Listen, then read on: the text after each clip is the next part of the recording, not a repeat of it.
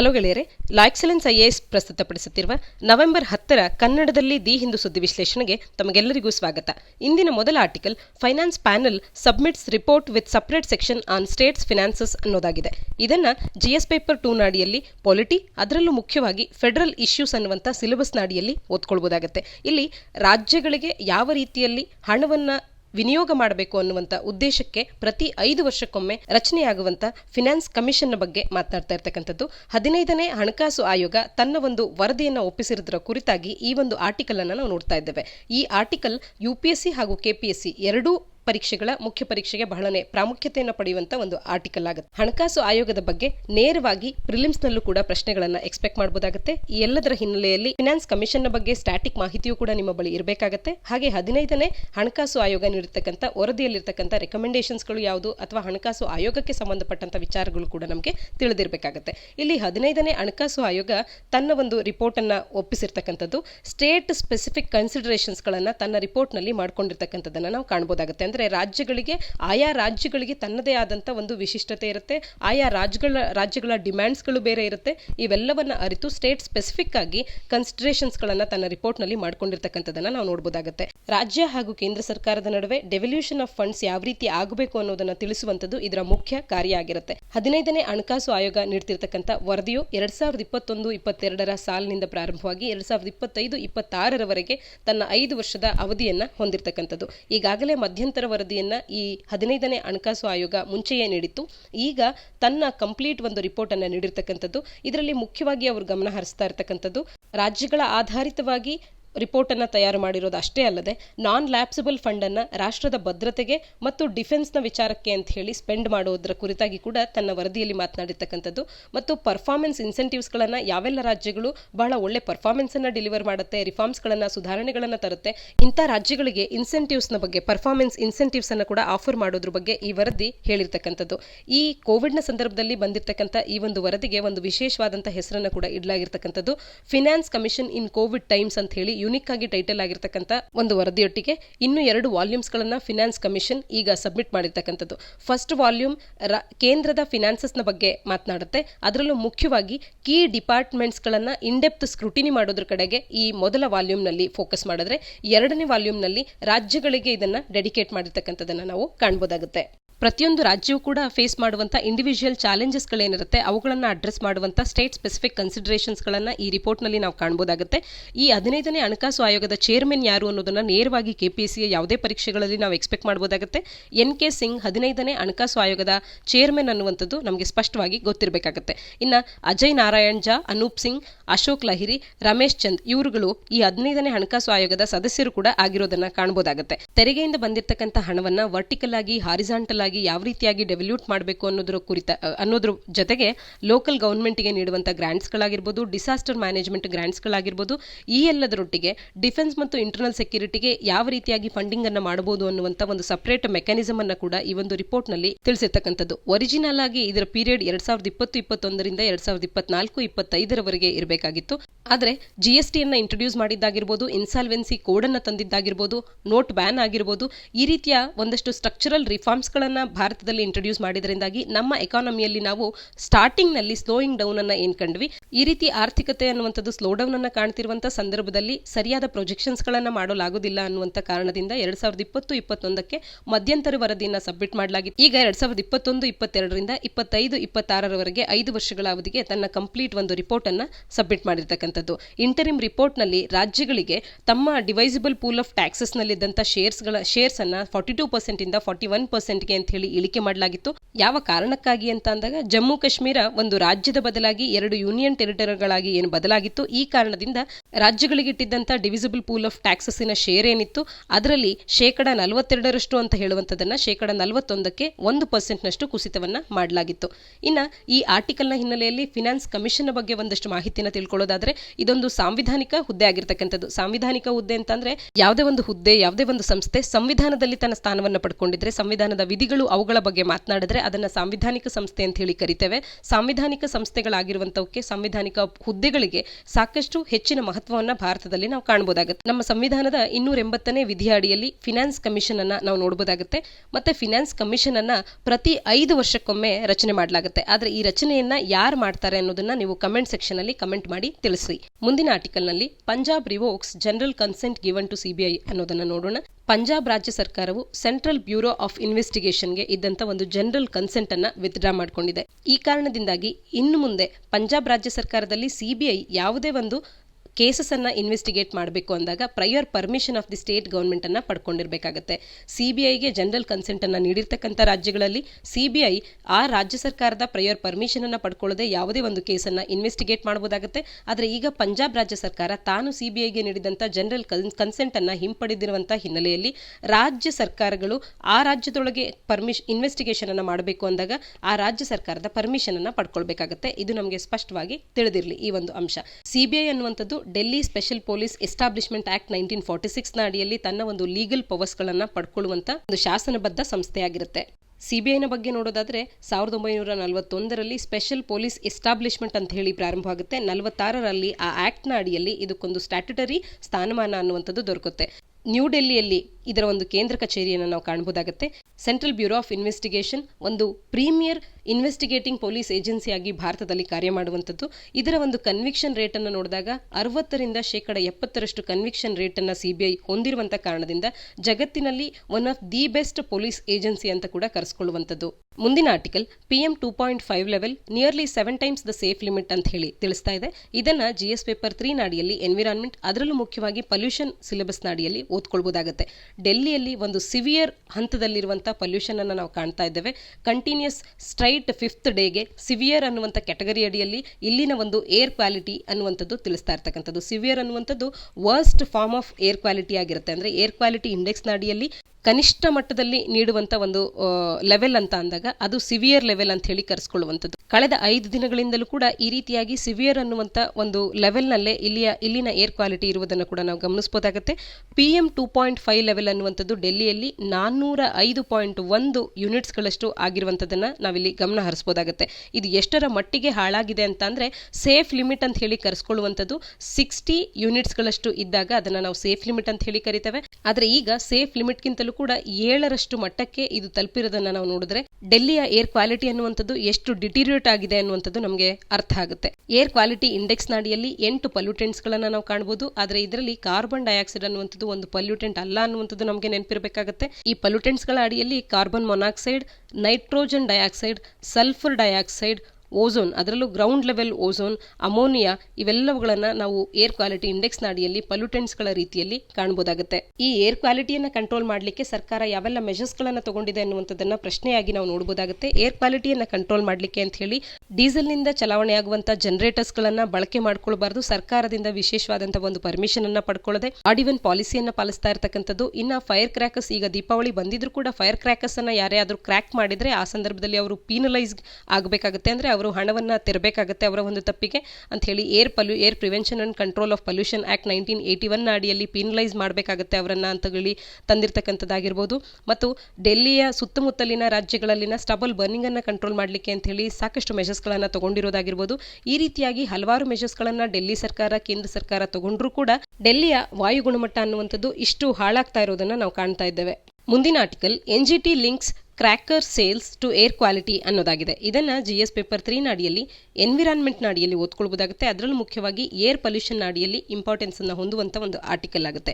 NGT ಅಂದ್ರೆ national green tribunal ಅಂದಾಗ semi courts ನ ರೀತಿಯಲ್ಲಿ ಕೆಲಸ ಮಾಡುವಂತವು ಈ ಸಂಸ್ಥೆಗಳು ಅನ್ನುವಂಥದ್ದು ನಮಗೆ ಸ್ಪಷ್ಟವಾಗಿ ನೆನಪಾಗಬೇಕಾಗುತ್ತೆ. ಇದು ಒಂದು ರೀತಿಯ ಕೋರ್ಟ್ ಅಂತಾನೆ ನಾವು ಹೇಳ್ಬೋದು. ಯಾಕೆಂದ್ರೆ ಅಡ್ಜುಡಿಕೇಟ್ ಮಾಡುವಂತ ಒಂದು ಫಂಕ್ಷನ್ ಅನ್ನ ಇದು ಹೊಂದಿರುತ್ತೆ. National green tribunal fire crackers ಗಳನ್ನ ಬರ್ನ್ ಮಾಡುವಂತದನ್ನ ಕಂಪ್ಲೀಟ್ ಆಗಿ ಬ್ಯಾನ್ ಮಾಡಿರ್ತಕ್ಕಂಥದ್ದು. ನವೆಂಬರ್ 10ರಿಂದ 30ರವರೆಗೆ ಯಾವ ಸಿಟಿಗಳಲ್ಲಿ ಅಂತ ಅಂದರೆ ಆವ್ರೇಜ್ ಆಂಬಿಯಂಟ್ ಏರ್ ಕ್ವಾಲಿಟಿ ಅನ್ನುವಂಥದ್ದು 2019ರ ನವೆಂಬರ್ನ ಏರ್ ಕ್ವಾಲಿಟಿಯನ್ನು ಅವರು ಗಮನದಲ್ಲಿಟ್ಕೊಂಡು ಪುವರ್ ಅಂಡ್ ಎಬೋವ್ ಕ್ಯಾಟಗರಿನಲ್ಲಿ ಯಾವೆಲ್ಲ ಸಿಟೀಸ್ಗಳ ಏರ್ ಕ್ವಾಲಿಟಿ ಇರುತ್ತೆ ಅಂತ ಸಿಟೀಸ್ಗಳಲ್ಲಿ ಕಂಪ್ಲೀಟ್ ಆಗಿ ನವೆಂಬರ್ 10ರಿಂದ ನವೆಂಬರ್ 30ರವರೆಗೆ ಯಾವುದೇ ರೀತಿಯಾದಂಥ ಪಟಾಕಿಗಳನ್ನು ಹೊಡಿದೇ ಇರುವಂಥ ಒಂದು ಕಂಪ್ಲೀಟ್ ಬ್ಯಾನ್ ಅನ್ನ ಪಟಾಕಿಗಳ ಮೇಲೆ ಮಾಡಿರ್ತಕ್ಕಂಥದ್ದು. ಸೇಲ್ ಕೂಡ ಆಗಬಾರ್ದು, ಅವುಗಳ ಯಾವುದೇ ರೀತಿಯಾದಂಥ ಬಳಕೆ ಕೂಡ ಆಗಬಾರ್ದು ಅಂತ ಹೇಳಿ ಆಗಿರ್ತಕ್ಕಂಥದ್ದು. ಇನ್ನು ಆಂಬಿಯಂಟ್ ಏರ್ ಕ್ವಾಲಿಟಿ ಅನ್ನುವಂಥದ್ದು ಮಾಡ್ರೇಟ್ ಅಥವಾ ಬಿಲೋ ಅನ್ನುವಂಥ ಕ್ಯಾಟಗರಿನಲ್ಲಿ ಇದ್ದಂಥ ನಗರಗಳಲ್ಲಿ ಗ್ರೀನ್ ಕ್ರ್ಯಾಕರ್ಸ್ಗಳನ್ನು ಮಾತ್ರವೇ, ಅದು ಕೂಡ ಒಂದು ದಿನದಲ್ಲಿ 2 ತಾಸಿಗೂ ಕೂಡ ಮೀರದೇ ಇರುವಂಥ ರೆಸ್ಟ್ರಿಕ್ಷನ್ ಅನ್ನು ಹಾಕೋದ್ರ ಮುಖಾಂತರವಾಗಿ ಹಸಿರು ಪಟಾಕಿಗಳ ಸೇಲ್ ಮತ್ತು ಅವುಗಳ ಬಳಕೆಗೆ ಅನುವು ಮಾಡಿಕೊಟ್ಟಿರ್ತಕ್ಕಂಥದ್ದು. ಎನ್ಜಿಟಿಯ ಈ ನಿರ್ಧಾರಕ್ಕೆ ಮುಂಚೆಯೇ ಕೆಲವು ರಾಜ್ಯ ಸರ್ಕಾರಗಳು, ಒಡಿಶಾ, ರಾಜಸ್ಥಾನ್, ಸಿಕ್ಕಿಂ, ಡೆಲ್ಲಿ, ಚಂಡೀಗಢದಂಥ ರಾಜ್ಯ ಸರ್ಕಾರಗಳು ಈಗಾಗಲೇ sale and use of fire ಕ್ರ್ಯಾಕರ್ಸ್ಗಳನ್ನು ವಲ್ನರಬಲ್ ಗ್ರೂಪ್ಸ್ಗಳನ್ನು ಪ್ರೊಟೆಕ್ಟ್ ಮಾಡುವಂಥ ಹಿತದೃಷ್ಟಿಯಿಂದ ಈಗಾಗಲೇ ಬ್ಯಾನ್ ಮಾಡಲಾಗಿತ್ತು. ಅದನ್ನು ಕೂಡ ತನ್ನ ಒಂದು ಆರ್ಡರ್ ಅನ್ನು ನೀಡುವಾಗ ಸ್ಮರಣೆ ಮಾಡಿಕೊಳ್ಳೋದ್ರ ಮುಖಾಂತರವಾಗಿ ಈ ರೀತಿಯಾಗಿ ರಾಜ್ಯ ಸರ್ಕಾರಗಳು ಈಗಾಗಲೇ ಕ್ರಮವನ್ನು ಕೈಗೊಂಡಿದ್ವು. ಒಟ್ಟಾರೆಯಾಗಿ ಕೂಡ ದೇಶದ ಯಾವುದೇ ನಗರಗಳಲ್ಲಿ ಪುವರ್ ಅಂಡ್ ಅಬೋವ್ ಕ್ಯಾಟಗರಿನಲ್ಲಿ ಆಂಬಿಯಂಟ್ ಏರ್ ಕ್ವಾಲಿಟಿ ಇದ್ದಾಗ ಅವರು ಪಟಾಕಿಯನ್ನು ಕಂಪ್ಲೀಟ್ ಆಗಿ ಸೇಲ್ ಅಂಡ್ ಯೂಸ್ ಮಾಡುವಂತಿಲ್ಲ ಅಂತ ಹೇಳಿ ಕಂಪ್ಲೀಟ್ ಬ್ಯಾನ್ ಅನ್ನ ಮಾಡಿರ್ತಕ್ಕಂಥದ್ದು. ಗ್ರೀನ್ ಕ್ರ್ಯಾಕರ್ಸ್ಗಳನ್ನು ಅಲೋ ಮಾಡಿರ್ತಕ್ಕಂಥ ಸಮಯಗಳನ್ನು ನೋಡೋದಾದ್ರೆ ದೀಪಾವಳಿ ಮತ್ತು ಗುರುಪುರ್ಬದ ಸಂದರ್ಭದಲ್ಲಿ ರಾತ್ರಿ 8ರಿಂದ 10ರವರೆಗೆ ಮತ್ತು ಛತ್ನ ಸಂದರ್ಭದಲ್ಲಿ ಬೆಳಗ್ಗೆ 6ರಿಂದ 8ರವರೆಗೆ, ನ್ಯೂ ಇಯರ್ ಮತ್ತು ಕ್ರಿಸ್ಮಸ್ನವರೆಗೂ ಕೂಡ ಈ ಬ್ಯಾನ್ ಏನಾದರೂ ಕಂಟಿನ್ಯೂ ಆದರೆ ಆ ಸಂದರ್ಭದಲ್ಲಿ ರಾತ್ರಿ 11:55ರಿಂದ 12:15ವರೆಗೆ ಮಾತ್ರ ಈ ಪಟಾಕಿಗಳನ್ನು, ಅದರಲ್ಲೂ ಗ್ರೀನ್ ಕ್ರ್ಯಾಕರ್ಸ್ಗಳನ್ನು ಯಾವೆಲ್ಲ ನಗರಗಳಲ್ಲಿ ಮಾಡರೇಟ್ ಮತ್ತು ಬಿಲೋ ಕ್ಯಾಟಗರಿನಲ್ಲಿ ನಾವು ಆಂಬಿಯಂಟ್ ಏರ್ ಕ್ವಾಲಿಟಿಯನ್ನು ನಾವು ಕಾಣ್ತೇವೆ ಆ ನಗರಗಳಲ್ಲಿ ಈ ಸಮಯಗಳಲ್ಲಿ ಮಾತ್ರವೇ ಗ್ರೀನ್ ಕ್ರ್ಯಾಕರ್ಸ್ಗಳನ್ನು ಮಾತ್ರ ಬಳಕೆ ಮಾಡ್ಕೊಳ್ಬಹುದು ಅಂತ ತಿಳಿಸಿರ್ತಕ್ಕಂಥದ್ದು. ಮತ್ತು ಸೆಂಟ್ರಲ್ ಪೊಲ್ಯೂಷನ್ ಕಂಟ್ರೋಲ್ ಬೋರ್ಡ್ ಹಾಗೂ ಸ್ಟೇಟ್ ಪೊಲ್ಯೂಷನ್ ಕಂಟ್ರೋಲ್ ಬೋರ್ಡ್ಸ್ಗಳಿಗೆ ಸೀರಿಯಸ್ ಮೆಷರ್ಸ್ಗಳನ್ನು ತಗೊಂಡು ಏರ್ ಕ್ವಾಲಿಟಿಯನ್ನು ರೆಗ್ಯುಲರ್ ಆಗಿ ಮಾನಿಟರ್ ಮಾಡಬೇಕಾಗುತ್ತೆ ಮತ್ತು ನಿಮ್ಮ ರೆಸ್ಪೆಕ್ಟಿವ್ ವೆಬ್ಸೈಟ್ಸ್ಗಳಲ್ಲಿ ಇದರ ಕುರಿತಂತ ಡೇಟಾವನ್ನು ಅಪ್ಲೋಡ್ ಮಾಡಬೇಕಾಗುತ್ತೆ ಅಂತ ಕೂಡ ಒಂದು ಇನ್ಸ್ಟ್ರಕ್ಷನ್ ಅನ್ನು ನೀಡಿರ್ತಕ್ಕಂಥದ್ದು. ಎನ್ಜಿಟಿ ಫೈರ್ ಕ್ರ್ಯಾಕರ್ಸ್ಗಳನ್ನು ಬ್ಯಾನ್ ಮಾಡಿರ್ತಕ್ಕಂಥ ನಿರ್ಧಾರದ ಮೇಲೆ ಮತ್ತೊಂದು ಎಡಿಟೋರಿಯಲ್ ಅನ್ನು ಕೂಡ ನಾವಿಲ್ಲಿ ಗಮನಿಸಬಹುದಾಗುತ್ತೆ. ಆಂಟಿ ಪೊಲ್ಯೂಷನ್ ಮೆಷರ್ಸ್ಗಳನ್ನು ಇಂಟೆನ್ಸಿಫೈ ಮಾಡುವಂತಹ ದೃಷ್ಟಿಯಿಂದ ಎನ್ಜಿಟಿ ಫೈರ್ ಕ್ರ್ಯಾಕರ್ಸ್ಗಳನ್ನು ಪುವರ್ ಅಂಡ್ ಅಬೋವ್ ಅನ್ನುವಂಥ ಕ್ಯಾಟಗರಿ ಅಡಿಯಲ್ಲಿ ಆಂಬಿಯಂಟ್ ಏರ್ ಕ್ವಾಲಿಟಿ ಎಲ್ಲಿದೆಯಾ ಅಲ್ಲೆಲ್ಲ ಕೂಡ ಕಂಪ್ಲೀಟ್ ಆಗಿ ಬ್ಯಾನ್ ಮಾಡಿರ್ತಕ್ಕಂಥದ್ದು. ಮತ್ತು ಒಂದಷ್ಟು ಮಟ್ಟಿಗೆ ಆದರೂ ಆಂಬಿಯಂಟ್ ಏರ್ ಕ್ವಾಲಿಟಿ ಅನ್ನುವಂಥದ್ದು ಮಾಡರೇಟ್ ಮತ್ತು ಬಿಲೋನಲ್ಲಿ ಇರ್ತಕ್ಕಂಥ ಸಿಟೀಸ್ಗಳಿಗೆ ಒಂದಷ್ಟು ರೀತಿಯ ಕನ್ಸೆಷನ್ ಅನ್ನು ನೀಡಿ ಗ್ರೀನ್ ಕ್ರ್ಯಾಕರ್ಸ್ಗಳನ್ನು ಅಲೋ ಮಾಡಿರ್ತಕ್ಕಂಥದ್ದು ಒಂದು ಒಳ್ಳೆಯ ನಿರ್ಧಾರ ಅಂತ ಹೇಳಿ ಈ ಎಡಿಟೋರಿಯಲ್ ನಲ್ಲಿ ಮಾತನಾಡ್ತಾ ಇರ್ತಕ್ಕಂಥದ್ದು. ಎನ್ಜಿಟಿ ಈಗಾಗಲೇ ಯಾವ ರಾಜ್ಯಗಳು ಇದರ ಒಂದು ಇದೇ ರೀತಿಯಾದಂತಹ ಒಂದು ನಿರ್ಧಾರಗಳನ್ನು ಈಗಾಗಲೇ ಯಾವೆಲ್ಲ ರಾಜ್ಯಗಳು ತಗೊಂಡಿತ್ತೋ ಅದನ್ನು ಕೂಡ ಮತ್ತೊಮ್ಮೆ ಮನನ ಮಾಡ್ಕೊಂಡಿರೋದ್ರನ್ನ ಈ ಆರ್ಟಿಕಲ್ ನಲ್ಲಿ ಇವರು ಕೂಡ ಮತ್ತೊಮ್ಮೆ ನೆನಪಿಸ್ತಾ ಇದ್ದಾರೆ ನಮಗೆ. ಕೋವಿಡ್-19 ಅನ್ನುವಂಥದ್ದು ಮಾರ್ಚ್ನಲ್ಲಿ ಇದರ ಒಂದು ಇಂಪ್ಯಾಕ್ಟ್ ಅನ್ನ ನಮ್ಮೆಲ್ಲರಿಗೂ ಕೂಡ ತಿಳಿಸಿರ್ತಕ್ಕಂಥದ್ದು. ವಿಂಟರ್ನ ಸಂದರ್ಭದಲ್ಲಿ ಇದರ ಕೇಸಸ್ಗಳು ಸರ್ಜ್ ಆಗುತ್ತೆ ಅನ್ನುವಂಥ ಒಂದು ಭಯ ಕೂಡ ಎಲ್ಲರಲ್ಲಿ ಇರ್ತಕ್ಕಂಥದ್ದು. ಈ ಎಲ್ಲದರ ಹಿನ್ನೆಲೆಯಲ್ಲಿ ಸ್ಟಬನ್ ಬರ್ನಿಂಗ್ ನಿಂದ ವಿಂಟರ್ನ ಸಂದರ್ಭದಲ್ಲಿ ಇನ್ನಷ್ಟು ಹೆಚ್ಚಿನ ಪೊಲ್ಯೂಷನ್ ಅನ್ನುವಂಥದ್ದು ಆಗಬಾರದು ಅನ್ನುವಂಥ ದೃಷ್ಟಿಯಿಂದ ಸ್ಟಬಲ್ ಬರ್ನಿಂಗ್ ಅನ್ನ ಮ್ಯಾನೇಜ್ ಮಾಡಲಿಕ್ಕೆ ಅಂತ ಹೇಳಿ ಕೂಡ ಸಾಕಷ್ಟು ಮೆಷರ್ಸ್ಗಳು ಡೆಲ್ಲಿಯ ಸರ್ಕಾರ ಹಾಗೂ ಕೇಂದ್ರ ಸರ್ಕಾರಗಳು ತಗೊಂಡಿರ್ತಕ್ಕಂಥದ್ದು. ಮತ್ತು ಈಗ ದೀಪಾವಳಿಯಿಂದ ಕೂಡ ಆಗಬಹುದಾದಂತಹ ಪೊಲ್ಯೂಷನ್ ಅನ್ನ ಕಂಟ್ರೋಲ್ ಮಾಡಲಿಕ್ಕೆ ಈ ರೀತಿಯ ಬ್ಯಾನ್ ಅನ್ನ ಫೈರ್ ಕ್ರ್ಯಾಕರ್ಸ್ಗಳ ಯೂಸ್ ಅಂಡ್ ಸೇಲ್ ನ ಮೇಲೆ ಮಾಡಿರ್ತಕ್ಕಂಥದ್ದು ಬಹಳ ಒಳ್ಳೆಯ ನಡೆ ಅಂತ ಹೇಳಿ ಇವರು ತಿಳಿಸ್ತಾ ಇರ್ತಕ್ಕಂಥದ್ದು. ಏರ್ ಕ್ವಾಲಿಟಿ ಸಾಕಷ್ಟು ಮಟ್ಟಿಗೆ ಡಿಟೋರಿಯೇಟ್ ಆಗುವಂಥದ್ದು, heavy health and productivity cost ಅನ್ನ ಇಂಪೋಸ್ ಮಾಡುವಂಥದ್ದು, ಸರಿಯಾದ ಸಾಕಷ್ಟು ಕ್ರಮಗಳಿಂದಾಗಿ ಸ್ಟಬಲ್ ಬರ್ನಿಂಗ್ ಅನ್ನುವಂಥದ್ದು ಒಂದಷ್ಟು ಮಟ್ಟಿಗೆ ಇಳಿಕೆ ಆಗಿರೋದನ್ನ ನಾವಿಲ್ಲಿ ನೆನಪಿಸ್ಕೊಳ್ಬಹುದಾಗುತ್ತೆ. ಇದರಿಂದಾಗಿ ಫೈರ್ ಕ್ರ್ಯಾಕರ್ಸ್ ಗಳನ್ನ ಬರ್ನ್ ಮಾಡಲಿಕ್ಕೆ ಒಂದು ಅವಕಾಶ ಸಿಕ್ಕಂತಾಯ್ತು ಅಂತ ಹೇಳಿ ನಾವು ಭಾವಿಸಬಾರ್ದಾಗುತ್ತೆ. ಯಾಕೆಂದ್ರೆ ನಮ್ಮ ಕ್ಲೈಮೆಟಿಕ್ ಕಂಡೀಷನ್ಸ್ ಗಳನ್ನ ನಾವು ಗಮನದಲ್ಲಿ ಇಟ್ಕೊಂಡಾಗ ನಮ್ಮಲ್ಲಿ ಈ ಬಾರಿ ಸಾಕಷ್ಟು ಲೋ ಟೆಂಪರೇಚರ್ ಅನ್ನ ಕಾಣ್ತಾ ಇದ್ದೇವೆ, ಅಟ್ಮಾಸ್ಫಿಯರಿಕ್ ಸರ್ಕ್ಯುಲೇಷನ್ ಅನ್ನು ಕೂಡ ನಾವು ಗಮನದಲ್ಲಿ ಇಟ್ಕೊಳ್ಬೇಕು. ಇವೆಲ್ಲದರಿಂದ ಸಾಕಷ್ಟು ಡಿಸ್ಟ್ರೆಸ್ ಅನ್ನುವಂಥದ್ದು ಮನೆ ಮಾಡುತ್ತೆ ಭಾರತದಲ್ಲಿ. ಈ ಎಲ್ಲದರ ಹಿನ್ನೆಲೆಯಲ್ಲಿ ಡ್ಯಾಮೇಜ್ ಅನ್ನ ನಾವಿವಾಗ ಕಂಟ್ರೋಲ್ ಮಾಡಬೇಕು ಅಂತಂದ್ರೆ ಇರುವಂತ ಒಂದೇ ಪಾಸಿಬಲ್ ಏರಿಯಾ ಏನು ಅಂತಂದ್ರೆ ಫೈರ್ ಇಂಡಸ್ಟ್ರೀಸ್ ಗಳ ಕನ್ಸರ್ನ್ಸ್ ಗಳನ್ನ ಅಡ್ರೆಸ್ ಮಾಡಿ ಫೈರ್ ಕ್ರ್ಯಾಕರ್ಸ್ ಗಳನ್ನ ಸದ್ಯಕ್ಕೆ ಬ್ಯಾನ್ ಮಾಡಿರ್ತಕ್ಕಂಥದ್ದು ಒಂದು ಒಳ್ಳೆಯ ನಡೆ ಅಂತ ಹೇಳಿ ಇವ್ರು ತಿಳಿಸ್ತಾ ಇರ್ತಕ್ಕಂಥದ್ದು. ಫೈರ್ ಕ್ರ್ಯಾಕರ್ಸ್ ಗಳನ್ನ ಬ್ಯಾನ್ ಮಾಡುವಂತದ್ದೇನೋ ಸರಿ, ಆದ್ರೆ ಆ ಇಂಡಸ್ಟ್ರಿಯಲ್ಲಿ ಕೆಲಸ ಮಾಡುವಂತ ವರ್ಕರ್ಸ್ ಗಳಿಗೆ ಒಂದು ಲಾಂಗ್ ಟರ್ಮ್ ಸೊಲ್ಯೂಷನ್ ಅನ್ನ ಅವರಿಗೆ ನೀಡಬೇಕಾಗುತ್ತೆ. ಸದ್ಯಕ್ಕೆ ಹತ್ತಿರದಲ್ಲಿ ಶಾರ್ಟ್ ಟರ್ಮ್ ಅಂದಾಗ ಒಂದು ಟ್ರಾನ್ಸ್ಪರೆಂಟ್ ಆದಂತಹ ಕಾಂಪನ್ಸೇಷನ್ ಸ್ಕೀಮ್ ನ ಅಡಿಯಲ್ಲಿ ಈ ಇಂಡಸ್ಟ್ರಿ ಅಡಿಯಲ್ಲಿ ಕೆಲಸ ಮಾಡುವಂತ ಎಲ್ಲರಿಗೂ ಕೂಡ ತಮಿಳುನಾಡಿನಲ್ಲಿ ಅದರಲ್ಲೂ ಕೂಡ ಶಿವಕಾಶಿಯನ್ನ ಅದರಲ್ಲಿ ಹೆಚ್ಚಿನದಾಗಿ ಫೈರ್ ಕ್ರ್ಯಾಕರ್ಸ್ ಗಳೇ ಪ್ರೊಡ್ಯೂಸ್ ಆಗೋದ್ರಿಂದ ಇಲ್ಲಿ ಕೆಲಸ ಮಾಡುವಂತ ಕೆಲಸಗಾರರಿಗೆ ಲೆಜಿಟಿಮೇಟ್ ಆಗಿ ಅವರ ಕನ್ಸರ್ನ್ಸ್ ಗಳನ್ನ ಅಡ್ರೆಸ್ ಮಾಡಬೇಕಾಗುತ್ತೆ. ಲಾಂಗ್ ಟರ್ಮ್ ನಲ್ಲಿ ಅವ್ರಿಗೊಂದು ಕೆಲಸದ ಮೂಲವನ್ನ ಹುಡುಕೊಡೋದ್ರ ಜೊತೆಗೆ ಸದ್ಯಕ್ಕೆ ಅವ್ರಿಗೆ ಆಗಬಹುದಾದಂತ 2300 ಕೋಟಿಯಷ್ಟು ಆ ರಾಜ್ಯಕ್ಕೆ ಆಗಬಹುದಾದಂತ ನಷ್ಟ ಏನಿದೆ ಅದನ್ನು ಕೂಡ ಕೇಂದ್ರ ಸರ್ಕಾರದವರು ತುಂಬಿಕೊಡುವತ್ತ ಗಮನವನ್ನ ಹೆಚ್ಚಿನದಾಗಿ ಹರಿಸಬೇಕಾಗುತ್ತೆ. ಇಲ್ಲ ಅಂತಂದ್ರೆ ಈಗಾಗಲೇ ನಾವೇನು ಕೆಲವೊಂದಷ್ಟು ರಾಷ್ಟ್ರಗಳಲ್ಲಿ ಅದರಲ್ಲೂ ಕೂಡ ಡೆವಲಪ್ಡ್ ಕಂಟ್ರಿ ಅಂತ ಹೇಳಿ ಕರೆಸ್ಕೊಳ್ಳುವಂತ US ನಂತ ರಾಷ್ಟ್ರಗಳಲ್ಲಿ ಎಲ್ಲೆಲ್ಲ ಯಾವ ನಗರಗಳಲ್ಲೆಲ್ಲ ಏರ್ ಕ್ವಾಲಿಟಿ ಅನ್ನುವಂಥದ್ದು ಬ್ಯಾಡ್ ಏರ್ ಕ್ವಾಲಿಟಿ ಅನ್ನುವಂಥದ್ದು ಇತ್ತು ಆ ನಗರಗಳಲ್ಲಿ ಕೋವಿಡ್ನ ಇಂಪ್ಯಾಕ್ಟ್ ಹೆಚ್ಚಾಗಿ ಕೋವಿಡ್ನಿಂದ ಆಗಿರ್ತಕ್ಕಂಥ ಡೆತ್ ಅನ್ನ ನಾವು ಹೆಚ್ಚಿನದಾಗಿ ಕಾಣ್ತಾ ಇದ್ದೇವೆ. ಇದರಿಂದನೇ ಸ್ಪಷ್ಟವಾಗಿ ಅರ್ಥ ಆಗುತ್ತೆ ಇಂಥ ಒಂದು ಮಾರಣಾಂತಿಕ ಕಾಯಿಲೆಗಳು ಬಂದಾಗ ಏರ್ ಕ್ವಾಲಿಟಿ ಅನ್ನುವಂಥದ್ದು ವರ್ಸ್ಟ್ ಆಗಿರುವಂತಹ ಸಿಟೀಸ್ಗಳಲ್ಲಿ ಇರ್ತಕ್ಕಂಥ ಜನ ಹೆಚ್ಚು ವಲ್ನರಬಲ್ ಆಗ್ತಾರೆ. ಅವರು ಹೆಚ್ಚಿನದಾಗಿ ಸಾವಿಗೆ ಉಂಟಾಗುವಂಥದ್ದು ಅಥವಾ ಅವರಿಗೆ ಸೀರಿಯಸ್ ಹೆಲ್ತ್ ಇಶ್ಯೂಸ್ಗಳು ಉಂಟಾಗುವಂಥದ್ದನ್ನು ನಾವು ಕಾಣಬೇಕಾಗುತ್ತೆ. ಈ ಎಲ್ಲದರ ಹಿನ್ನೆಲೆಯಲ್ಲಿ ಫೈರ್ ಕ್ರ್ಯಾಕರ್ಸ್ಗಳನ್ನ ಬ್ಯಾನ್ ಮಾಡಿರ್ತಕ್ಕಂಥದ್ದು ಒಂದು ವೆಲ್ಕಮಿಂಗ್ ಸ್ಟೆಪ್ ಆದರೂ ಕೂಡ ಅಲ್ಲಿನ ಕಾರ್ಮಿಕರಿಗೂ ಕೂಡ ಒಂದು ಲಾಂಗ್ ಟರ್ಮ್ ಸೊಲ್ಯೂಷನ್ ಅನ್ನ ಆದಷ್ಟು ಶೀಘ್ರದಲ್ಲಿ ನಮ್ಮ ಸರ್ಕಾರದವರು ನೀಡಬೇಕಾಗುತ್ತೆ. ಈ ಎಡಿಟೋರಿಯಲ್ ಮತ್ತು ಆರ್ಟಿಕಲ್ಸ್ಗಳ ಹಿನ್ನೆಲೆಯಲ್ಲಿ ನ್ಯಾಷನಲ್ ಗ್ರೀನ್ ಟ್ರಿಬ್ಯುನಲ್ ಎನ್ಜಿಟಿಯ ಬಗ್ಗೆ ಒಂದಷ್ಟು ಮಾಹಿತಿಯನ್ನು ತಿಳ್ಕೊಳ್ಳೋಣ.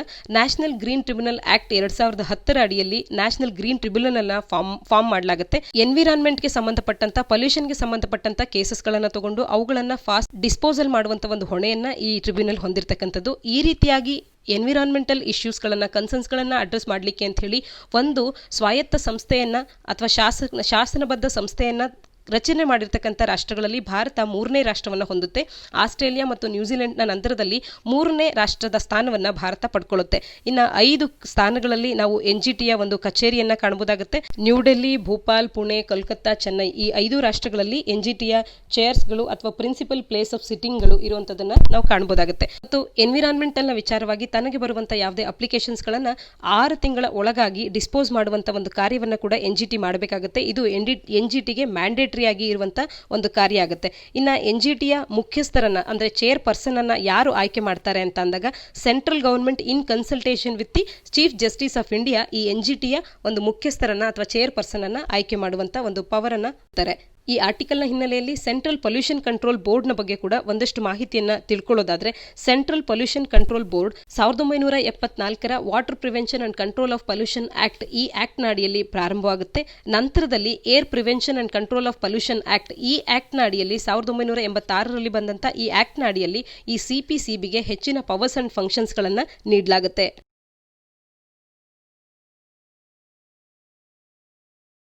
ಮುಂದಿನ article massive haul of narcotics in Mizoram ಅನ್ನೋದಾಗಿದೆ.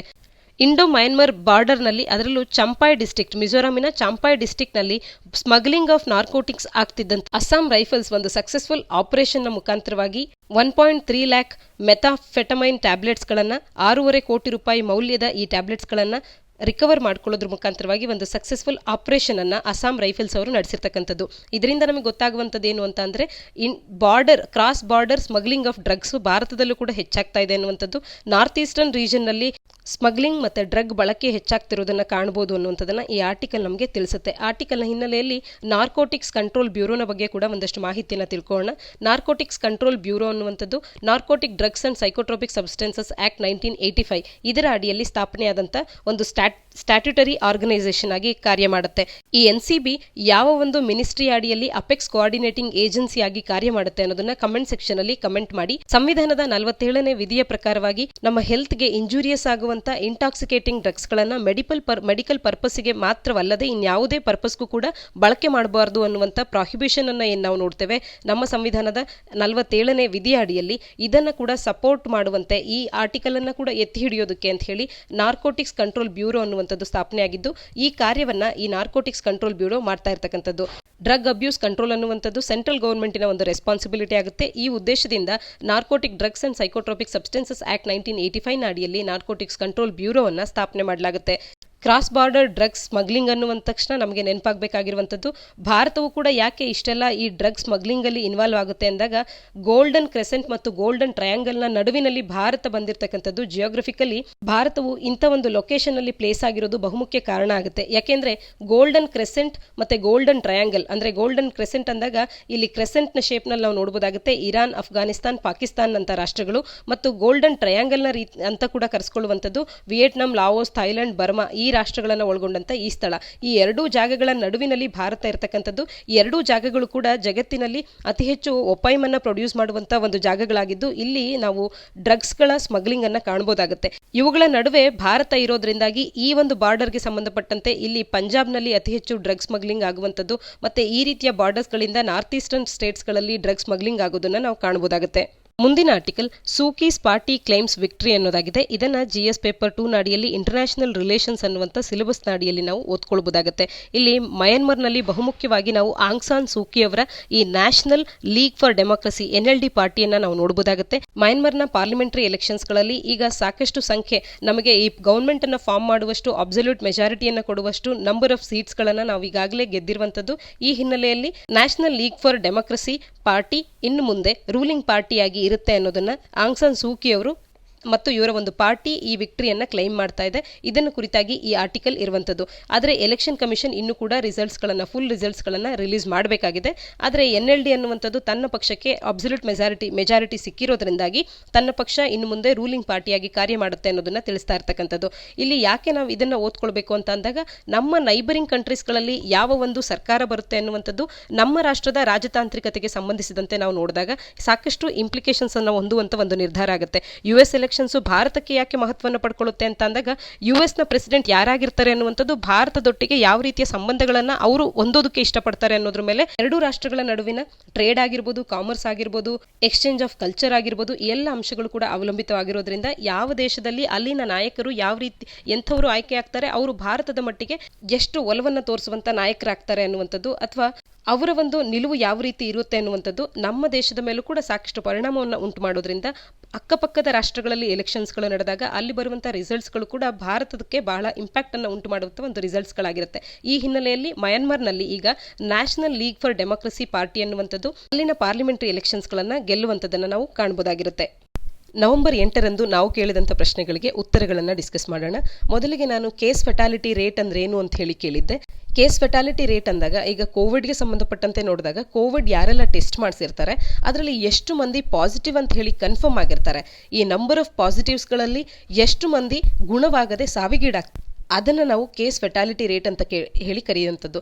ಎಷ್ಟು ಮಂದಿ ಟೆಸ್ಟ್ ಮಾಡ್ತಾರೆ ಅದರಲ್ಲಿ ಎಷ್ಟು ಮಂದಿ ಪಾಸಿಟಿವ್ ಆಗ್ತಾರೆ ಅನ್ನುವಂಥದ್ದನ್ನು ಪಾಸಿಟಿವಿಟಿ ರೇಟ್ ಅನ್ನುವಂಥದ್ದು. ಈಗ 10 ಮಂದಿಯನ್ನು ಟೆಸ್ಟ್ ಮಾಡಿ ಅದರಲ್ಲಿ 5 ಮಂದಿಗೆ ಪಾಸಿಟಿವ್ ಅನ್ನುವಂಥದ್ದು ಬಂದಾಗ 50% ಪಾಸಿಟಿವಿಟಿ ರೇಟ್ ಅಂತ ಕರಿಬೋದು. ಈ 5 ಮಂದಿಯಲ್ಲಿ ಒಬ್ಬರು ಸಾವಿಗೀಡಾಗ್ತಾರೆ ಅಂತ ಅಂದಾಗ ಅದನ್ನು 20% ಕೇಸ್ ಫೆಟಾಲಿಟಿ ರೇಟ್ ಅಂತ ಹೇಳಿ ಕರಿಬಹುದು. ಈ ರೀತಿ ಕೇಸ್ ಫೆಟಾಲಿಟಿ ರೇಟ್ ಅಂದಾಗ ಪಾಸಿಟಿವ್ ಕೇಸಸ್ಗಳು ಎಷ್ಟು ಮಂದಿ ಇರ್ತಾರೋ ಅದರಲ್ಲಿ ಎಷ್ಟು ಮಂದಿ ಸಾವಿಗೀಡಾಗ್ತಾರೆ ಅಂತ ತಿಳಿಸುವಂಥದ್ದನ್ನ ಕೇಸ್ ಫೆಟಾಲಿಟಿ ರೇಟ್ ಅಂತ ಹೇಳಿ ಕರಿಬಹುದಾಗುತ್ತೆ. ಯುನೈಟೆಡ್ ಅರಬ್ ಎಮಿರೇಟ್ಸ್ನ ಕವರ್ ಮಾಡುವಂಥ ವಾಟರ್ ಬಾಡೀಸ್ ಯಾವುದು ಅನ್ನುವಂಥ ಒಂದು ಪ್ರಶ್ನೆಯನ್ನು ಕೂಡ ಕೇಳಿದ್ದೆ. ನಾವು ಈ ಇಮೇಜ್ನಲ್ಲಿ ಅಬ್ಸರ್ವ್ ಮಾಡಬಹುದಾಗುತ್ತೆ. UAE ಯುನೈಟೆಡ್ ಅರಬ್ ಎಮಿರೇಟ್ಸ್ ಇಲ್ಲಿದ್ರೆ ಪರ್ಷಿಯನ್ ಗಲ್ಫ್ ಅನ್ನುವಂಥದ್ದು ಯುನೈಟೆಡ್ ಅರಬ್ ಎಮಿರೇಟ್ಸ್ನ ಹೆಚ್ಚಿನ ಭಾಗದ ಸುತ್ತಲಿನಲ್ಲಿ ಬಾರ್ಡರ್ ಆಗಿರ್ತಕ್ಕಂಥದ್ದು. ಇದನ್ನು ಸ್ಟ್ರೈಟ್ ಆಫ್ ಹರ್ಮುಸ್ ಅಂತೀವಿ. ಬಹಳ ಇಂಪಾರ್ಟೆನ್ಸ್ ಅನ್ನು ಪಡ್ಕೊಳ್ಳುವಂಥ ಸ್ಟ್ರೈಟ್ ಆಫ್ ಹರ್ಮುಸ್ ಇರಾನ್ಗೂ ಕೂಡ ಬಾರ್ಡರಿಂಗ್ ಆಗಿರುವಂಥ ಒಂದು ಸ್ಟ್ರೈಟ್ ಆಗುತ್ತೆ. ಅರೇಬಿಯನ್ ಸಿ ಮತ್ತು ಪರ್ಷಿಯನ್ ಗಲ್ಫನ್ನು ಕನೆಕ್ಟ್ ಮಾಡುವಂಥ ಒಂದು ಸ್ಟ್ರೈಟ್ ಕೂಡ ಆಗಿರೋದ್ರಿಂದ ಬಹಳ ಇಂಪಾರ್ಟೆನ್ಸ್ ಪಡ್ಕೊಳ್ಳುವಂಥದ್ದು. ಸ್ಟ್ರೈಟ್ ಆಫ್ ಹರ್ಮುಸ್ ಎಲ್ಲಿ ಬರುತ್ತೆ ಅನ್ನುವಂಥದ್ದನ್ನೇ ಒಂದು ನೇರವಾದಂಥ ಪ್ರಶ್ನೆಯಾಗಿ ಕೇಳ್ಬೋದು. ಸ್ಟ್ರೈಟ್ ಆಫ್ ಹರ್ಮುಸ್ ಎಲ್ಲಿ ಬರುತ್ತೆ ಅಂದಾಗ ಒಮನ್, UAE, ಇರಾನ್ ಎಲ್ಲವನ್ನ ಕೂಡ ಬಾರ್ಡರ್ ಮಾಡುವಂತೆ ಪರ್ಷಿಯನ್ ಗಲ್ಫ್ ಮತ್ತು ಈ ಕಡೆ ಇದನ್ನು ಒಮನ್ ಗಲ್ಫ್ ಅಂತ ಕೂಡ ಕರೆಯುವಂಥದ್ದು. ಒಮನ್ ಗಲ್ಫ್ ಅಥವಾ ಅರೇಬಿಯನ್ ಸಿ ಏನಿದೆ ಇದಕ್ಕೂ ಮತ್ತೆ ಪರ್ಷಿಯನ್ ಗಲ್ಫನ್ನು ಕನೆಕ್ಟ್ ಮಾಡುವಂತೆ ಸ್ಟ್ರೈಟ್ ಆಫ್ ಹಾರ್ಮುಸ್ ಈ ಸ್ಥಳದಲ್ಲಿ ಬರುತ್ತೆ ಅನ್ನುವಂಥದ್ದು ನಮಗೆ ಸ್ಪಷ್ಟವಾಗಿ ತಿಳಿದಿರಲಿ. UAEಯ ಸುತ್ತಮುತ್ತಲಿನ ವಾಟರ್ ಬಾಡೀಸ್ ಅಂದಾಗ ಪರ್ಷಿಯನ್ ಗಲ್ಫ್ ಒಂದಾಗುತ್ತೆ, ಸ್ಟ್ರೈಟ್ ಆಫ್ ಹಾರ್ಮುಸ್ ಕೂಡ UAEಯ ಬಾರ್ಡರಿಂಗ್ ನಲ್ಲಿ ಇರ್ತಕ್ಕಂಥದ್ದು ಮತ್ತು ಗಲ್ಫ್ ಆಫ್ ಒಮನ್ ಅನ್ನು ಕೂಡ ಬಾರ್ಡರಿಂಗ್ ಆಗಿ UAE ಇರ್ತಕ್ಕಂಥದ್ದು. ಸುದ್ದಿಯಲ್ಲಿರುವಂತಹ ಕಂಟ್ರೀಸ್ಗಳಾಗಿರ್ಬೋದು, ಸ್ಥಳಗಳಾಗಿರ್ಬೋದು ಅಥವಾ ರಿವರ್ಸ್ಗಳಾಗಿರ್ಬೋದು, ಇವುಗಳ ಮ್ಯಾಪಿಂಗ್ ವರ್ಕ್ ಅನ್ನ ತಪ್ಪದೆ ನಾವು ಮಾಡಬೇಕಾಗುತ್ತೆ. ವಾಟರ್ ಬಾಡೀಸು ಮತ್ತೆ ಅವುಗಳಿಗಿರ್ತಕ್ಕಂಥ ಬೌಂಡಿಂಗ್ ಕಂಟ್ರೀಸ್ಗಳು ಯಾವುದು ಅನ್ನುವಂಥದ್ದು ಅಥವಾ ಸ್ಪೆಷಲಿ ಮಿಡ್ಲ್ ಈಸ್ಟರ್ನ್ ಕಂಟ್ರೀಸ್ ಏನಿದೆ ಇವು ಸಾಕಷ್ಟು ಪ್ರಾಮುಖ್ಯತೆಯನ್ನು ಪಡ್ಕೊಳ್ಳುತ್ತೆ ಮ್ಯಾಪಿಂಗ್ ಪ್ರಶ್ನೆಗಳು ಅಂತ UPSCಯ ದೃಷ್ಟಿಯಲ್ಲಿ ಬಂದಂಥ ಸಂದರ್ಭದಲ್ಲಿ. ಹಾಗಾಗಿ UAE ಆಗಿರ್ಬೋದು, ಒಮನ್ ಆಗಿರ್ಬೋದು, ಸೌದಿ ಅರೇಬಿಯಾ ಆಗಿರ್ಬೋದು, ಇವುಗಳ ಮ್ಯಾಪಿಂಗ್ ಮತ್ತೆ ಇವುಗಳಿಗೆ ಬಾರ್ಡರಿಂಗ್ ಕಂಟ್ರೀಸ್, ಇವುಗಳ ಸುತ್ತ ಇರ್ತಕ್ಕಂಥ ವಾಟರ್ ಬಾಡೀಸ್ ಅಥವಾ ಈ ರೀತಿಯ ವಾಟರ್ ಬಾಡೀಸ್ಗಳಿಗೆ ಸರೌಂಡ್ ಆಗುವಂಥ ಕಂಟ್ರೀಸ್ಗಳು ಯಾವುದು ಅಂದಾಗ ಸ್ಪಷ್ಟವಾಗಿ ನಮಗೆ ಮಾಹಿತಿ ಇರಬೇಕಾಗುತ್ತೆ. ಮೆಡಿಟರೇನಿಯನ್ ಸಿ ಆಗಿರ್ಬೋದು, ಕ್ಯಾಸ್ಪಿಯನ್ ಸಿ ಆಗಿರ್ಬೋದು, ಬೌಂಡ್ ಮಾಡುವಂಥ ಕಂಟ್ರೀಸ್ಗಳು ಯಾವುದು ಅಂತ ಹೇಳಿ ಕೇಳುವಂಥದ್ದು. ಈ ರೀತಿಯ ಪ್ರಶ್ನೆಗಳನ್ನು ಈಗಾಗಲೇ ನೇರವಾಗಿ ನಾವು UPSCಯಲ್ಲಿ ಕಂಡಿದ್ದೇವೆ. ಹಾಗಾಗಿ ಇದ್ರ ಬಗ್ಗೆ ಸ್ಪಷ್ಟತೆ ಇರಲಿ. ಇನ್ನು ಥರ್ಡ್ ಕ್ವೆಶ್ಚನ್ ಆಗಿ ಸ್ಯಾಟಲೈಟ್ ಲಾಂಚಿಂಗ್ ಸ್ಟೇಷನ್ಸ್ ಭಾರತದಲ್ಲಿ ಎಲ್ಲೆಲ್ಲಿ ಇದೆ ಅಂತ ಕೇಳಿದ್ದೆ. ತುಂಬಾ ಇಕ್ವೆಟೋರಿಯಲ್ ರಾಕೆಟ್ ಲಾಂಚಿಂಗ್ ಸ್ಟೇಷನ್ ಅನ್ನು ನಾವು ಕೇರಳದಲ್ಲಿ ಕಾಣಬಹುದಾಗುತ್ತೆ. ಇನ್ನು ಸತೀಶ್ ಧವನ್ ಸ್ಪೇಸ್ ಸೆಂಟರ್ ಶ್ರೀಹರಿಕೋಟ ಆಂಧ್ರ ಪ್ರದೇಶದಲ್ಲಿ ಇರ್ತಕ್ಕಂಥದ್ದು. ತಮಿಳುನಾಡಿನಲ್ಲಿ ಕುಲಶೇಖರಪಟ್ಟಣಂನಲ್ಲಿ ಕೂಡ ಒಂದು ಹೊಸ ಲಾಂಚಿಂಗ್ ಸ್ಟೇಷನ್ ಅನ್ನು ಪ್ರಾರಂಭ ಮಾಡಬೇಕು ಅನ್ನುವಂಥ ಪ್ಲಾನ್ ಭಾರತ ಸರ್ಕಾರಕ್ಕೆ ಇರ್ತಕ್ಕಂಥದ್ದು. ಇವುಗಳು ನಮಗೆ ಸ್ಪಷ್ಟವಾಗಿ ತಿಳಿದಿರಬೇಕಾಗುತ್ತೆ. KPSCಯ ಯಾವುದೇ ಪರೀಕ್ಷೆಯಲ್ಲಿ ನೇರವಾಗಿ ಇವುಗಳಿಂದ ಪ್ರಶ್ನೆ ಬರ್ಬೋದು ಅಥವಾ ಯಾವ ಉಪಗ್ರಹ ಉಡಾವಣಾ ಕೇಂದ್ರದಿಂದ ಈ ಉಪಗ್ರಹವನ್ನು ಉಡಾವಣೆ ಮಾಡಲಾಯಿತು ಅನ್ನುವಂಥ ಪ್ರಶ್ನೆಯನ್ನು ಕೂಡ ಕೇಳ್ತಾರೆ. ಇರೋದೇ ಭಾರತದಲ್ಲಿ ಮುಖ್ಯವಾಗಿ ಅಂದಾಗ ಈ ಎರಡರ ಹೆಸರುಗಳು, ಇಲ್ಲಿ ಇನ್ಯಾವುದೋ ಹೆಸರುಗಳನ್ನು ಕೊಟ್ಟಿದ್ರೆ ನಮಗೆ ಈ ಎರಡರಲ್ಲಿ ಒಂದಾಗಿರುತ್ತೆ ಅನ್ನುವಂಥದ್ದು ಸೂಕ್ತವಾಗಿ ಗೊತ್ತಾಗುತ್ತೆ. ಇದಿಷ್ಟು ಇಂದಿನ ಸುದ್ದಿ ವಿಶ್ಲೇಷಣೆಯಾಗಿದೆ. ಈ ನಮ್ಮ ವಿಡಿಯೋ ನಿಮಗೆ ಇಷ್ಟ ಆಗಿದ್ರೆ ವಿಡಿಯೋವನ್ನು ಲೈಕ್ ಮಾಡಿ, ನಾವು ಕೇಳಿರ್ತಕ್ಕಂಥ ಪ್ರಶ್ನೆಗಳಿಗೆ ಕಮೆಂಟ್ ಸೆಕ್ಷನ್ನಲ್ಲಿ ಉತ್ತರವನ್ನು ನೀಡಿ. ನಾಳಿನ ಸುದ್ದಿ ವಿಶ್ಲೇಷಣೆಯೊಂದಿಗೆ ಮತ್ತೆ ಸಿಗೋಣ. ಧನ್ಯವಾದ.